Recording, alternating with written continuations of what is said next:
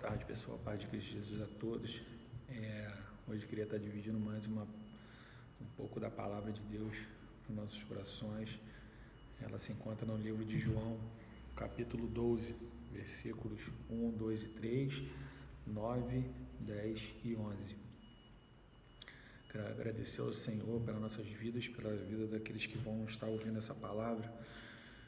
Quero louvar o Senhor pela oportunidade da vida, do ar e de conhecê-lo através da sua palavra. Então, lá em João, capítulo 12, versículo 1, começa assim: 6 dias antes da Páscoa, Jesus foi ao povoado de Betânia, onde morava Lázaro, a quem ele tinha ressuscitado. Versículo 2: Prepararam ali um jantar para Jesus. Marta ajudava a servir, e Lázaro era um dos que estavam à mesa com ele. Versículo 3: Então Maria pegou um frasco cheio de perfume, muito caro, feito com nardo puro. Ela derramou o perfume nos pés de Jesus e os enxugou com os seus cabelos, e toda a casa ficou perfumada. Versículo 9: Muitas pessoas ficaram sabendo que Jesus estava em Betânia. Então foram até lá, não só por causa dele, mas também para ver Lázaro, o homem que Jesus tinha ressuscitado. Versículo 10: Então os chefes dos sacerdotes resolveram matar Lázaro também. 11: Pois por causa dele, muitos judeus estavam abandonando seus líderes e crendo em Jesus. Essa palavra, eu estava ontem compartilhando ela num culto familiar na minha casa e me chamou muita atenção o momento que Maria começa a derramar um frasco de perfume, né, aos pés de Jesus, e lava os pés de Jesus, né, e seca com seus cabelos.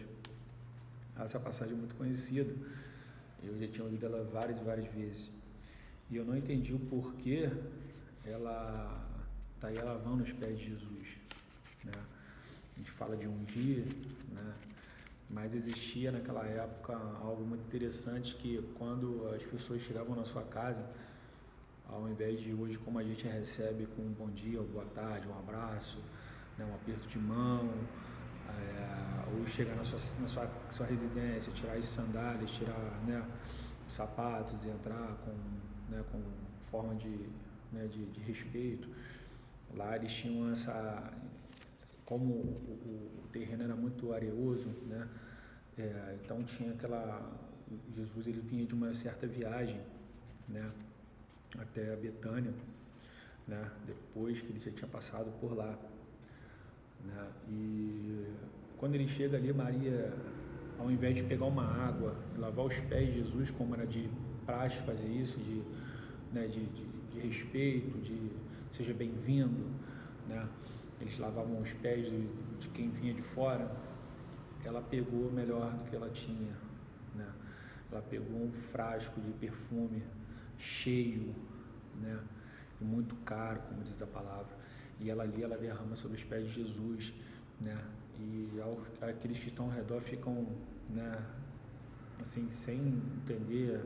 Vai falar em alguns versículos aí, 4, 5 e 6, vai falar que Judas é um dos que estão na mesa também e fica espantado com aquilo e fala por que não vendeu, né, para dar aos pobres, né? Na verdade ele não estava querendo nada para os pobres, mas sim porque ele metia a mão na bolsa do dinheiro que ficava com ele, a responsabilidade dele. E aí Maria derrama aquele frasco de perfume caro, mais precioso, e ela vai além. Ela começa a secar os pés de Jesus não com pano, né, com tecido, ela seca os pés de Jesus com cabelo, algo que também é muito, vamos dizer assim, muito forte, né? Muito agressivo para aquela época, porque naquela época as mulheres, né, usavam um pano sobre o cabelo, e só apareciam entre as quatro paredes com o seu marido, e assim elas, né, tiravam o pano da cabeça, né, e é como se hoje tivesse a mulher nua, né, como se fosse isso, expor o cabelo, né, no meio da rua. E ela fez aquilo em frente de todo mundo e secou os cabelos de Jesus. Imagina a cara né, o rosto daquelas pessoas que estavam à mesa, que estavam participando desse jantar, né? Fariseus, líderes que estavam ali, né? Totalmente soberbos e vendo aquela situação, ela fazendo aquilo, né? E aquilo ali soou de muita afronta, sabe?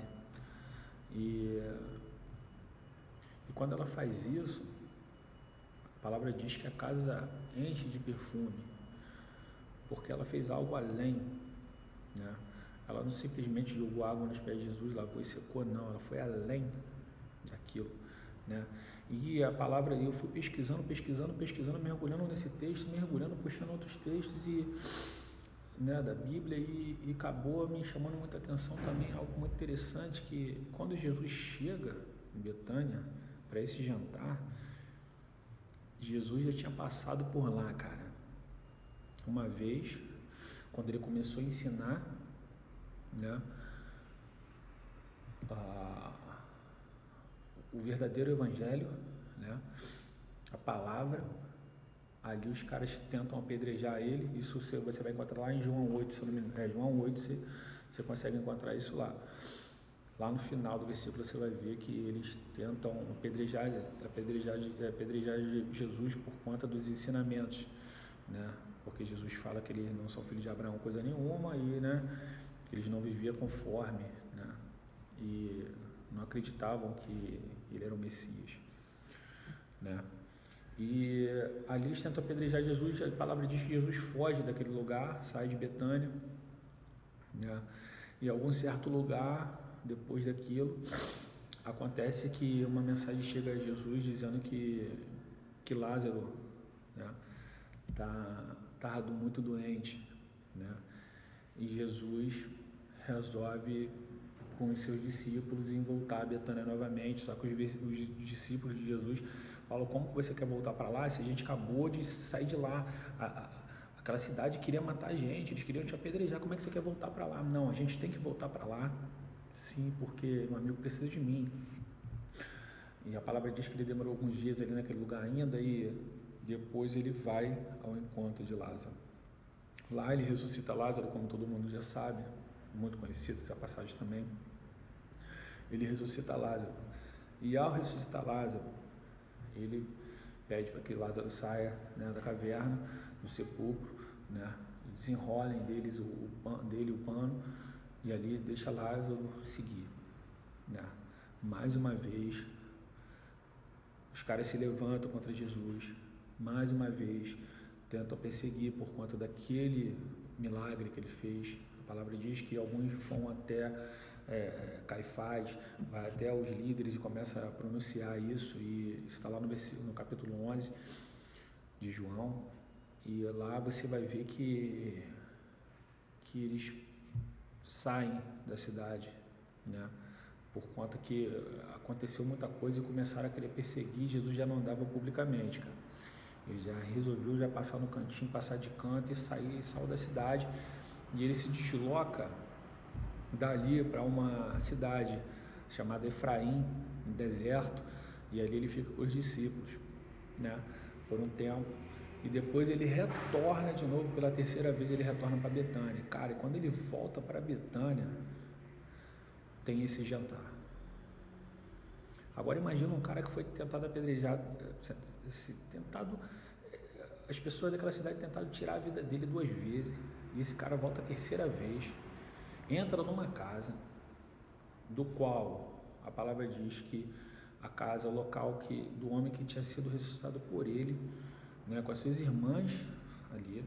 Imagina um cara, essa família recebendo Jesus dentro de casa. Imagina o entorno, o que queria fazer, o que estavam pensando em fazer com aquela família, e principalmente com Jesus, pelo milagre que ele tinha feito e pelos ensinamentos que ele já estava ensinando. Ou seja, queriam aniquilar, né? Queriam destruir aquilo, né? E quando essa família recebe Jesus, né, nessa casa, um pouco antes da Páscoa, um pouco antes do, né, final do propósito de Jesus, né, Maria derrama esse frasco, faz algo mais além, né, algo caro, como eu já tinha dito, seca com os cabelos, algo também que para eles uma afronta danada, dentro da sua casa, dentro da casa deles, recebendo um cara que eles estavam querendo matar. Aí eu te pergunto, o que é o entorno, o que o ambiente estava suando ali? O ambiente estava respirando morte, né? Estava suando morte, estava querendo destruir todo mundo, vamos matar, né? Versículo 9, né? João 12, 9 fala assim, ó, muitas pessoas ficaram sabendo que Jesus estava em Betânia, então foram até lá, não só por causa dele, mas também para ver Lázaro, o homem que Jesus tinha ressuscitado. Ou seja, sabe o que aconteceu? Já estava acontecendo que o povo, muita gente já estava largando a liderança dos sacerdotes, né, que giravam em torno da lei, né, então estavam começando a seguir Jesus, cara. Não só por conta dos milagres, mas por conta dos ensinamentos em amor, né? A palavra diz lá em João 8 também, lá no início, vai ver que ele perdoa uma adúltera também naquele lugar, e quer dizer, algo totalmente fora do normal, né? Jesus chega com amor, chega com algo que era inadmissível para aqueles caras, né? Versículo 10 de João 12 fala assim, ó, então os chefes dos sacerdotes resolveram matar Lázaro também, pois por causa dele muitos judeus estavam abandonando os seus líderes e crendo em Jesus. Cara, isso aqui, essa passagem aqui, essa parte aqui me assustou muito, né? Porque ele já não queria já matar mais Jesus. Lázaro morre, Jesus ressuscita Lázaro, e algo muito triste acontece, como hoje em dia ainda acontece ainda. Os fatos, acontecimentos tentaram matar o milagre. Que milagre, Bruno? Tentaram matar Lázaro. Lázaro era o milagre. Não foi o homem que fez o milagre, foi Jesus. E eles confiaram em Jesus, tanto que eles receberam Jesus dentro da casa deles. Eles confiaram tanto em Jesus, isso serve para a gente que a gente não confie só no homem, mas confie verdadeiramente na palavra, em Deus, porque a palavra de Deus é o que nos fortalece. É onde faz você entrar em lugares que soa a morte e você consegue entrar lá dentro, trazer uma vida e salvar através, né, com a mão de Jesus sobre a sua vida, né? Você consegue entrar em lugares que onde não, a violência é muito grande, você consegue chegar lá e pregar o evangelho. Você consegue entrar em lugares que estão respirando morte e você chegar lá e falar do amor. Mas para isso você tem que confiar na palavra de Deus, confiar em Jesus Cristo, assim como essa família estava recebendo ele na casa dele. Imagina o entorno querendo matar eles, já planejando planos, né? Eles já não querem matar mais Jesus só, eles querem matar Lázaro também, o milagre. Eles querem terminar com o milagre, porque o milagre ficou ali. O milagre já estava ali, Jesus já tinha saído, o milagre ficou vivo em Betânia, e por conta daquele milagre, as pessoas estavam se convertendo, sabe? Então, não aconteceu nada antes, porque Lázaro era muito respeitado naquele lugar, família nobre, né? Respeitado, né? Cara honesto, sabe? Sacerdote. Aí eu te falo, se eles não confiassem no Senhor Jesus, Cristo, como a gente deve confiar, eles teriam sido afunilados naquele momento, né? Pela condição que Maria propôs se fazer, jogando um vidro de perfume muito caro nos pés, lavando os pés de um cara que para eles não era nada. Para eles era um cara que chegou ali cheio de, sabe, se achando Deus, mas na verdade era ele, né? Lavando os pés de um cara que olha só, cara, que loucura isso. E ela não faz só isso, como ela seca, pega o cabelo e, sabe, uma agressividade muito grande para aqueles que se diziam entendedores da palavra, da lei, mas não, na verdade eles viviam por morte, viviam para matar, né? E ali o amor ele cresce, e ali o amor ele gera algo grandioso demais ao ponto de eles quererem matar o milagre, quererem destruir o milagre, porque Jesus ele já não tem como fazer nada, né? Eles não têm como mais, eles não conseguem achar nada em Jesus que pudesse matá-lo,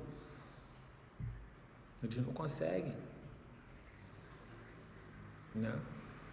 Então vamos matar o milagre, e tentam matar o milagre, sabe? Hoje não é diferente não, meus irmãos. Felizmente, em muitos lugares estão tentando matar o milagre que Deus colocou na terra, que é você, que sou eu. Se você não entender que você é salvo pela graça de Deus, se você não entender que você tem que ter alicerce na palavra, se você não entender que você tem que ter Jesus no seu coração, você tem que respeitar sim a liderança, você tem que sim andar de acordo, mas se você não entender que você tem que ter a palavra todos os dias, meditar nela de dia e de noite, você vai morrer. Eles vão conseguir destruir o milagre, assim como destruíram já muito, como o diabo já destruiu muitos milagres por aí. Tem muitos milagres por aí que ainda são milagres, por estar vivos ainda fisicamente até, mas espiritualmente já estão mortos. Então que nós possamos orar, que nós possamos entender isso, que esses milagres venham entender isso, sabe? Vem entender que você é um milagre. Deus te salvou. Aqueles que tiveram uma oportunidade, uma experiência sobrenatural, né, com Deus, ou aqueles que já viveram, já têm um ensinamento da palavra, já nasceram ali dentro. Cara, você é um milagre, porque você também nasceu dentro de uma família que está te ensinando desde pequeno. Você também é um milagre, porque você passou por um processo muito difícil na sua vida, de quase morte, assim como eu passei, muitos passaram. Você é um milagre, todos nós somos um milagre. Entenda isso, guarda isso, não deixa, pelo amor que você tem a Cristo, não deixa matarem o milagre. Não deixa tentar destruir o milagre, porque por conta do milagre, as pessoas de Betânia estavam se convertendo. Então, por conta de você, cristão ou não cristão, que está fora, mas que é um milagre ainda, porque ainda está vivo fisicamente, por conta de você, muitos vão conhecer Jesus. Depende de você, se vai permanecer, deixar com queimar o milagre. Depende de você, que vai deixar ou não alguém arrebentar o milagre, destruir, aniquilar o milagre que Jesus fez, que não foi o homem. Então olhe para Jesus, olhe para a palavra dele, tenha discernimento, busque a palavra dele direto, de dia e de noite, faça culto em casa, busque onde você tem que buscar, proclame a palavra, vai devagarzinho, mas não deixa parar, não deixa, porque muitas vidas vão ser recuperadas através de você, que já conheceu, mas que está perdido, mas que tem a condição de voltar. Tem essa de difícil não, meu irmão.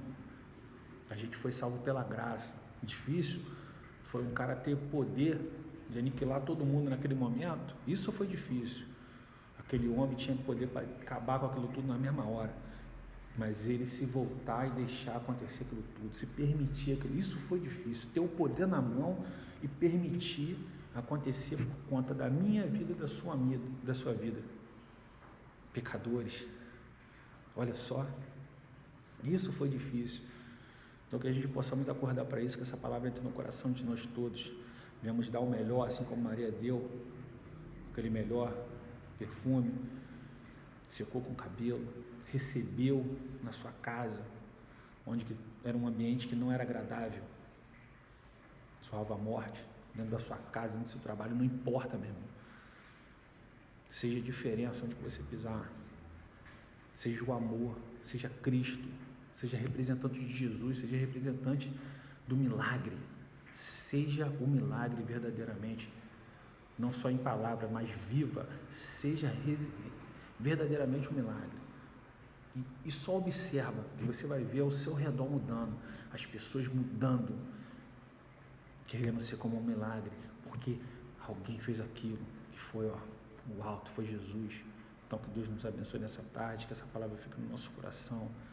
Quero agradecer a Jesus, primeiro pela oportunidade de vida, quero agradecer a você que está ouvindo essa palavra nesse momento, e que ela possa te fortalecer, te fazer resgatar tudo aquilo que ela possa te fazer resgatar tudo aquilo que foi perdido.